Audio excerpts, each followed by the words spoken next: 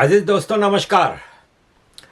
عزیز دوستوں، ایران امریکہ جنگ میں جو اب ایران نے نیا ہتھیار استعمال کیا ہے وہ یمن میں حوتیوں کے اس پہ ہوا ہے.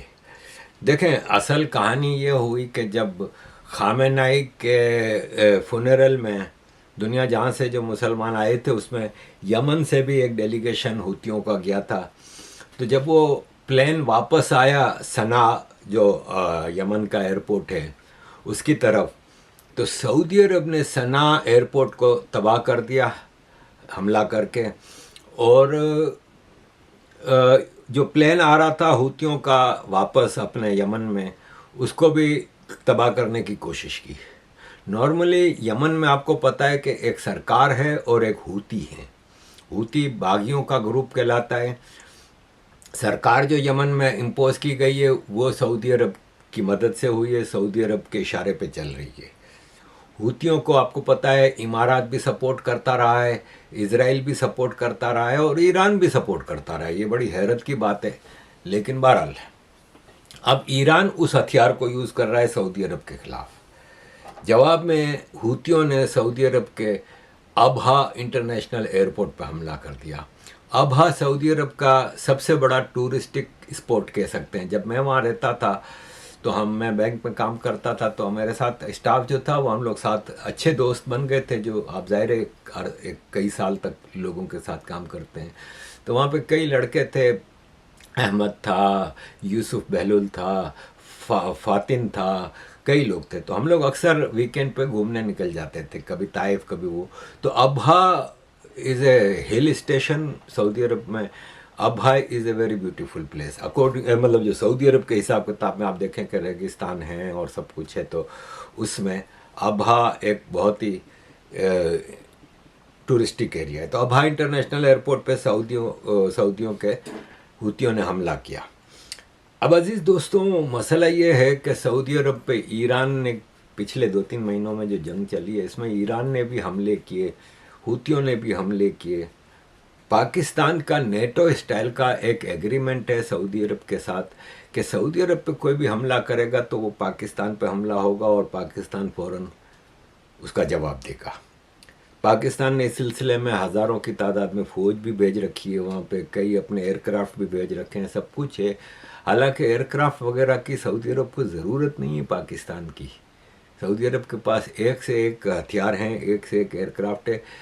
پاپولیشن کم ہونے کی وجہ سے آرمی تھوڑی، اور پھر سب سے بڑی بات، دنیا کا ہر ملک چاہتا ہے کہ اس کی اپنی فوج محفوظ رہے اور بھاڑے کی فوجیں لا کے. تو وہ اس سلسلے میں جو میزائل اٹیک ہوا ہے، پاکستان اب آئیں بائیں شائن کر رہا ہے. پاکستان کے اسپوکس پرسن نے کہا ہے کہ سعودی عرب کے اوپر جو میزائل اٹیک ہوا ہے وہ انف نہیں ہے پاکستان سعودی عرب ڈیفنس پیکٹ کو شروع کرنے کے لیے. پاکستان اس وقت ایسی پوزیشن میں نہیں ہے کہ کسی اور کی جنگ لڑ سکے. ہم صرف امن چاہتے ہیں. تو ویسا پھر ایگریمنٹ کیوں کیا تھا؟ آپ کو پتہ ہی ہے کہ پاکستان کے کیا حالات ہیں. یہ علی چشتی ہیں، مہاجر ہیں، آرمی کے ٹٹو ہیں. ٹوٹل اس وقت پاکستان آرمی کی مطلب چاٹ رہے ہیں، سب کچھ کر رہے ہیں. انہوں نے کہا کہ سعودی عرب پہ اٹیک پاکستان پہ اٹیک ہے.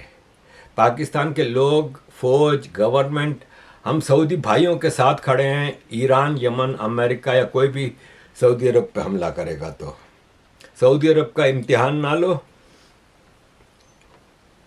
ورنہ اچھا نہیں ہوگا. اب آپ نے دیکھا کہ یہ ہے کہ پاکستان ایک طرف یہ بیان اس طرح کے دلوا کے سعودی عرب کو خوش کر رہا ہے، تو دوسری طرف بہانے بھی کر رہا ہے کہ ہم اس میں اٹیک نہیں کریں گے.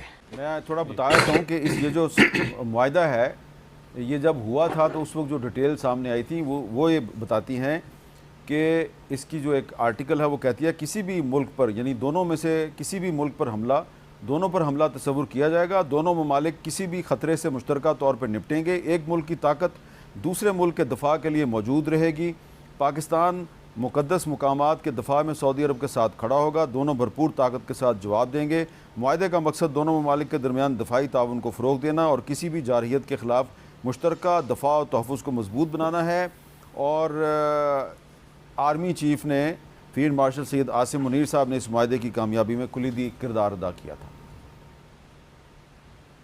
یہ دیکھیں اب اس میں جو کروشل لفظ ہے وہ حملہ. اب کس چیز کو حملہ تصور کیا جاتا ہے انٹرنیشنل قوانین کے مطابق اس کو دیکھنا بڑا ضروری ہے. اور معاہدے میں کیا لکھا ہے کہ حملے کا کیا مطلب ہے. ٹھیک ہے. اگر کوئی کسی کے اوپر ڈرون اٹیک کر دے, میزائل کر دے, طرح ریسٹرینٹ سارے ممالک کو کہیں کہ آپ ریسٹرینٹ کریں, اور ہم بھی خود بھی ریسٹرینٹ کریں, کیونکہ ہم اس وقت اس حال میں نہیں ہے یہ ملک کہ ہم کسی جنگ میں اپنے آپ کو ڈال دیں. بے شک جو بھی ایشو ہے اس کو ہمیں ریزالو کرنا ہے کسی طرح, اور جس طرح ہم نے ایران اور امریکہ کے درمیان ایم او یو کرنے کی کوشش کی, اسی طرح ہمیں اپنا رول ادا کرنا چاہیے. لیکن فزیکل جنگ جو ہے وہ ہم نہیں اس وقت برداشت کر سکتے. آپ بلوچستان کا آپ نے ذکر کیا, آزاد کشمیر کا ذکر کیا, جی بی کا ذکر کیا, کے پی کے کا ذکر کیا, پاکستان کی معیشت کا ذکر کیا آپ نے. تو یہ سارے ایسے معاملات ہیں جو کہ ایک بڑا کروشل کرائسس ہے, اور مجھے نہیں لگتا کہ یہ حکومت اس سب سارے معاملات کے ساتھ نبڑ ایران پہ یا حوثیوں پہ. عزیز دوستوں, اسی سلسلے میں عاصم منیر نے سعودی عرب سے ڈیمانڈ کی تھی کہ ہمیں $8 بلین کی لون دی جائے تاکہ ہم یہ روز روز کی ضلالت سے بچ جائیں. اور پاکستان اینی ٹائم اکنومیکلی کولیپس کرنے والا ہے. پاکستان کی اکانومی اس وقت ٹوٹل تباہی کے راستے پہ چل پڑی ہے.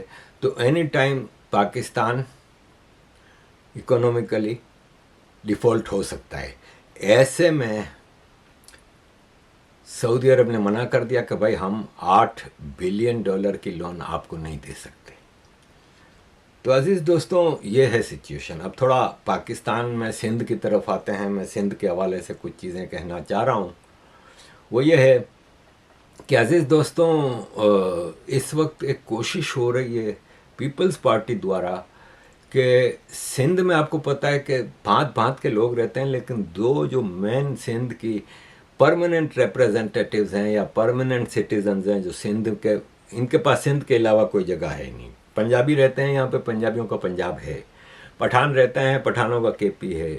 بلوچ رہتے ہیں, ٹھیک ہے, بلوچوں کا اپنا بھی کراچی ایک بلوچ آبادی رہی ہے, بلوچ بستی رہی ہے یہاں پہ, ایک مچھیروں کی بستی. تو بلوچ یہاں پہ بھی ہیں اور بلوچستان بھی ہے ان کے پاس. اگر کوئی یہاں کا جو جن کے پاس اور کوئی جگہ جانے کی نہیں ہے وہ ہے سندھ اور مہاجر. اب پیپلز پارٹی اس وقت ایک اتنی مشکل سچویشن میں آ گئی ہے کہ اس کی کرپشن کی اتنی فائلیں موٹی ہو چکی ہیں. پیپلز پارٹی کا منسٹر اور M N A M P A تو چھوڑیں, عام پیپلز پارٹی کے گلی کا لڑکا بھی ہے نا, وہ بھی کروڑوں اربوں روپے کا مال کما چکا ہے. پیپلز پارٹی 18-19 سال سے سندھ پہ رول کر رہی ہے. اور پیپلز پارٹی کے حوالے سے میں کبھی بھی پیپلز پارٹی کو جائز نہیں سمجھتا. سندھ کی سب سے بڑی اگر کوئی دشمن جماعت ہے تو وہ ہے پیپلز پارٹی, جس نے سندھ کو تباہ کر دیا ہے. پیپلز پارٹی 1967 میں بنی ہے اور 71 کی جنگ کے بعد پیپلز پارٹی کو پاور ملی ہے فل. پاکستان میں 67 میں پیپلز پارٹی جب بنی ہے تو ایوب خان کو ذوالفقار علی بھٹو لیٹر لکھا کرتا تھا, ڈیڈی کہتا تھا, اور کہتا تھا کہ آپ ہی ہو بس مائی باپ. آرمی کی گود میں پلا بڑا بھٹو پیپلز پارٹی بناتا ہے. 71 میں جب اس کو پاور ملتی ہے تو کراچی ایشیا کا ٹائیگر تھا. کراچی واز بومنگ اکانومی, اور کراچی میں دنیا سے لوگ پڑھنے آتے تھے. آج بھی پڑھنے آتے ہیں, لیکن آج مدرسوں میں آتے ہیں. آج مدرسوں میں جو ایکسٹریم اسلام کی تعلیم حاصل کرنے کے لیے آتے ہیں صرف وہی آتے ہیں. پہلے باقاعدہ ہائر ایجوکیشن لینے کے لیے پاکستان میں آتے تھے. پاکستان کی اکانومی تیزی سے بڑھ رہی تھی. کراچی ایک شاندار شہر تھا. کراچی میں اس وقت جو لائف اسٹائل تھا, جو اسٹینڈرڈ تھا, کوئی سوچ بھی نہیں سکتا تھا. لیکن پیپلز پارٹی کے آنے کے بعد کراچی اور سندھ کا تباہی ہو گئی ہے. تو اب آپ اس کو سنیں پہلے. اگر اگر پاکستان کے خلاف، پاکستان کے فوج کے خلاف، ہمارے ان سپاہیوں کے خلاف کوئی بات کرے گا کشمیر کے اندر سے یا پاکستان میں سے، کوئی کارکن ہو، کوئی عام آدمی ہو، کوئی سیاستدان ہو، تو ہمیں یہ برداشت نہیں کر سکتے ہیں. ہمارے افواج جو ہمارے سرحد و محفوظ رکھتے ہیں، جنہوں نے حال ہی میں 1 سال پہلے ہی مودی کو ایسے عبرتناک شکست دلوائی ہیں جو انشاءاللہ تعالی تاریخ یاد رکھے گا. یہ کہہ رہا ہے کہ فوج ہماری ریڈ لائن ہے. فوج نے ذوالفقار علی بھٹو کو پھانسی پہ لٹکایا. بے نظیر بھٹو کے قتل کا پورا حساب کتاب مشرف اور پاکستان آرمی پہ جاتا ہے. باقاعدہ بے نظیر بھٹو نے کہا بھی تھا مرنے سے پہلے کہ اگر مجھے کل کو کچھ ہو جاتا ہے تو it is ISI. Zulfiqar Ali Bhutto کے دونوں بیٹوں کا قتل فوج کی نگرانی میں ہوا، شاہ نواز بھٹو اور مرتضیٰ بھٹو کا. اسی فوج کو آج پاپا بنا کے بیٹھا ہوا ہے بلاول بھٹو. مطلب تم کس حساب میں کہہ رہے ہو کہ فوج ہماری ریڈ لائن ہے؟ فوج نے تمہاری اصل جو ریڈ لائن ہے، تمہارے نانا، تمہارے ماں، تمہارے ماموں، ان سب کا ریڈ لائن کراس کر لی تھی. تم جیسا بےغیرت انسان جو فائدے کے لیے، مفاد کے لیے، لیکن بہرحال تم ہو ہی آصف زرداری کے بیٹے. آصف زرداری سے بےغیرت انسان دنیا میں کون ہو سکتا ہے؟ تم اس بےغیرتی میں 4 چاند لگا کے آئے ہو. تو ذوالفقار علی بھٹو جو ہے نا، اس کا یہ نواسا ہے نا، اس کی ابھی انکوائری ہو رہی ہے کہ یہ ہے کس نسل کا انسان ہے بھی کہ نہیں ہے، اس میں کیا کیا چیزیں ہیں یہ ابھی دیکھنی ہوں گی. لیکن اس وقت پیپلز پارٹی سندھ میں مہاجروں کو اور سندھیوں کو لڑانے کے پر لگی ہوئی ہے. دیکھیں، ایک بات تو سب کو پتہ ہے کہ مہاجروں اور سندھیوں کے درمیان ذوالفقار علی بھٹو نے اتنے ڈیویژنز ڈال دیے تھے اس نے کہ کبھی بھی مہاجر اور سندھی ایک دوسرے پہ نہ تو بھروسہ کرتے ہیں نہ پسند کرتے ہیں. دیکھیں، میں آپ کو کلیئر الفاظ میں یہ بات بتا رہا ہوں. لوگ آئیں بائیں شائیں کریں گے، میں صاف کہتا ہوں کہ سندھی اور مہاجر ایک دوسرے کو بالکل پسند نہیں کرتے. مجبوراً ساتھ رہ رہے ہیں کہ دونوں کے پاس کوئی جگہ ہے نہیں. دونوں لیگل کسٹڈین آف سندھ ہیں. بہتر سچویشن یہی ہوتی ہے کہ کھلے دل سے ایک دوسرے کو ایکسیپٹ کر کے رہیں. لیکن اگر پیپلز پارٹی اس طرح کی حرکتیں کرے گی کہ مہاجروں اور سندھیوں کے درمیان اور نفرت بڑھائے. دیکھیں، بھٹو کے آنے سے پہلے سندھ میں مہاجر سندھی کوئی مسئلہ نہیں تھا، کبھی بھی نہیں ہوا. لیکن بھٹو کے آنے کے بعد، پیپلز پارٹی کے آنے کے بعد، کراچی، حیدرآباد، میرپور، نواب شاہ، سندھ کے مختلف شہروں میں سندھی مہاجر فسادات چلتے رہے ہیں. تو یہ سب پیپلز پارٹی کا تماشا ہے. ایک شہزاد کر کے کوئی لڑکا ہے جو روز مہاجروں کے بارے میں الٹی سیدھی باتیں کر رہا ہے. کہہ رہے ہیں کہ بہار، بنگال، ہندوستان سے آئے اکثر نے ناموں میں ہیرا پھیری کر کے سید تو کہیں خان ساتھ جوڑا تاکہ اپنی حیثیت کو اونچا کر سکیں، جبکہ ان کی اکثریت ہندو مت کی نچلی ذاتوں سے بھاگی ہوئی دکھتی ہے. یہ اپنی اصلیت کو چھپانے کے لیے خان، سید، راجپوت، چودھری، مرزا بن کر پیش ہوتے ہیں، اور اکثر پاکستانیوں کے پاس دماغ نہیں کہ ان کے اس جھوٹ کو کھول سکیں. دیکھیں عزیز دوستوں، بولنے کو تو میں بھی بہت کچھ بول سکتا ہوں، لیکن میں آپ کو بتایا ہے کہ میمن کمیونٹی سندھی لوہانہ تھے سینچریز پہلے. سندھ میں ہم لوگ رہتے تھے، اور پھر اسلام مسلمان بننے کے بعد، اب اس پہ میں ڈیٹیل بتا چکا ہوں کہ مسلمان بننے کی کیا وجہ تھی. مسلمان بننے کے بعد یہ گجرات موو ہو گئے تھے میجورٹی. کچھ میمن سندھ میں رہ گئے تھے جو آج سندھی میمن ہیں نا، جو وہ اسی میں سے ایک ہے. تم بیسیکلی میرا DNA سندھی ہے، لیکن میں سندھیوں کے بارے میں نہیں بول رہا. لیکن یہ ایک میرے سامنے ایسی کئی چیزیں ہیں کہ 1947 میں سندھ کی 70% زمینیں ہندو سندھیوں کے پاس گروی تھیں. سندھ کے ہاری اور چھوٹے زمیندار مجبور ہو کر اپنی عورتوں کو ہندو बनियों के घर नौकरानियाँ और लौंडियाँ बना के भेजते थे। इंस्टीट्यूट ऑफ सिंधालॉजी रिपोर्ट के मुताबिक 70% ज़मीनें और औरतें गिरवी थीं। डॉक्टर नबी बख्श बलोच की तहकीक के मुताबिक ख़वातीन लौंडियों की तरह भेजी जाती थीं। H.T. सोरली ने 1940 में ये सब चीज़ों को ही डिटेल में बताया था।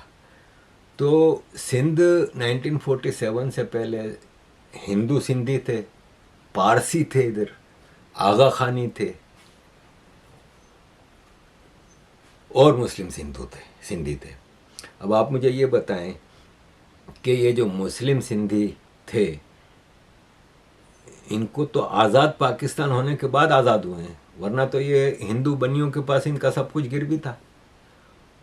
जैसे ही यहाँ से हिंदू सारे सिंधी चले गए, ये अब जिस तरह ये कह रहे हैं ना, मुहाजिरों ने अपने नाम के साथ सैयद और ये वो लगा दिया है, तो भाई साहब आपका चीफ मिनिस्टर है ना, वो सैयद मुराद अली शाह है।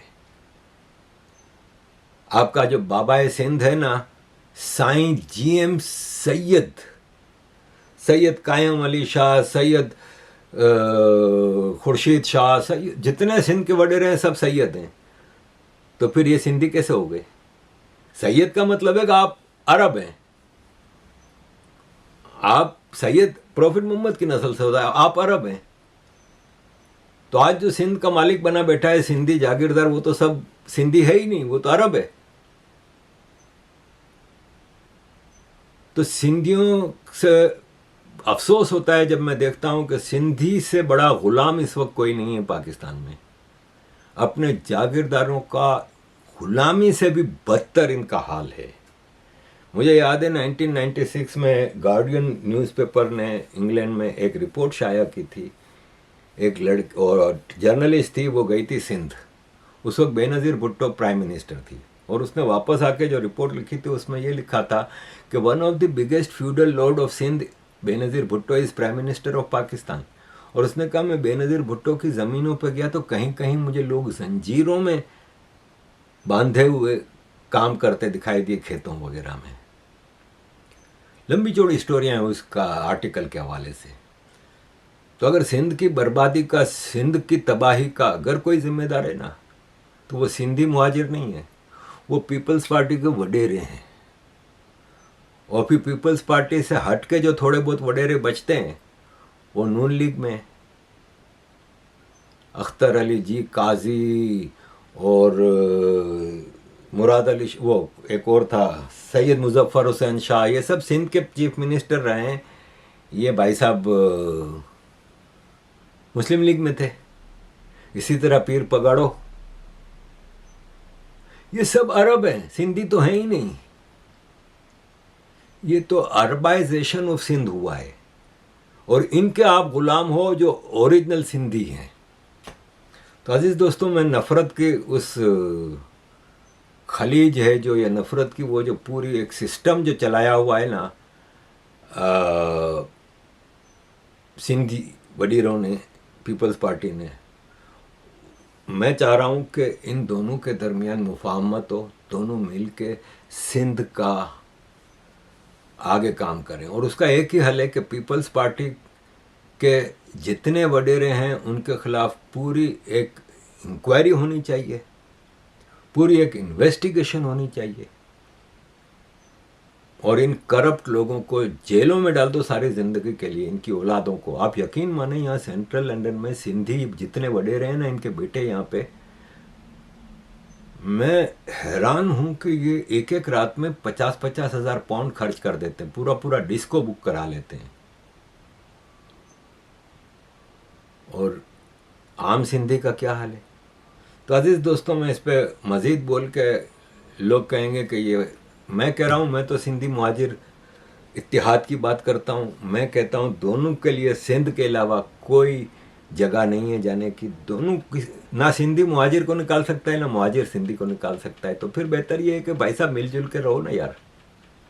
तो ये मैं आपके सामने रखना चाह रहा था। एंड पे मैं परसों की अल्ताफ़ भाई की एक, अल्ताफ़ भाई टिकटॉक पे और यूट्यूब पे अपनी اسپیچز کرتے ہیں وہ اپنے ورکرز کو اور دنیا کو اپنے خیالات بتاتے ہیں. تو الطاف بھائی نے جو 4 منٹ کی اسپیچ کی ہے کشمیر میں جو ہو رہا POJK میں اور دوسرے جو بلوچستان وغیرہ، اس کے حوالے سے الطاف بھائی نے کچھ چیزیں کہی ہیں، وہ میں اینڈ پہ آپ کے سامنے چھوڑ کے جا رہا ہوں. تھینک یو ویری مچ عزیز دوستوں for all your support. Kindly keep supporting. اعوذ باللہ من الشیطان الرجیم. بسم اللہ الرحمن الرحیم.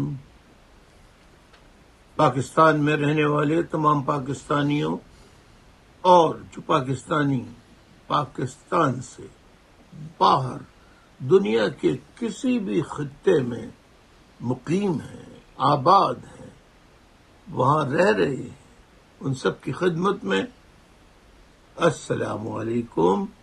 آداب.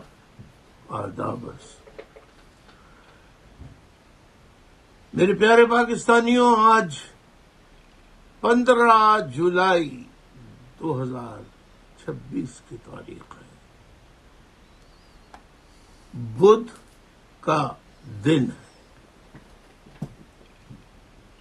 آپ کو معلوم ہے کہ آج کشمیر میں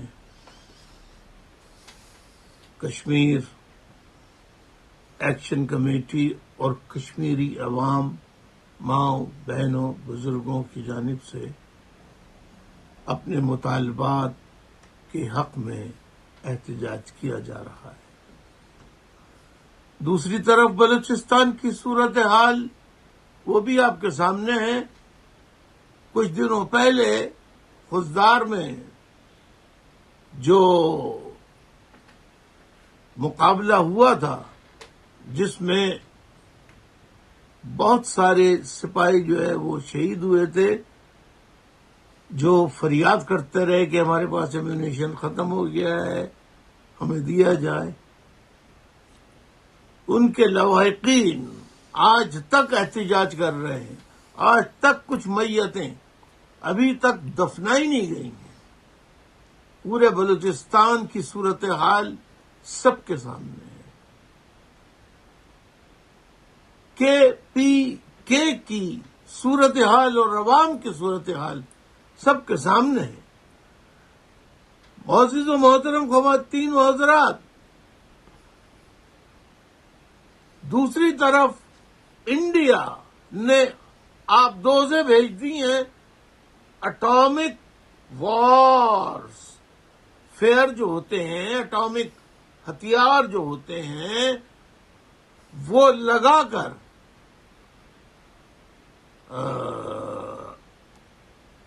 4 یا 8 کچھ ایسی ہی اطلاعات ہیں، وہ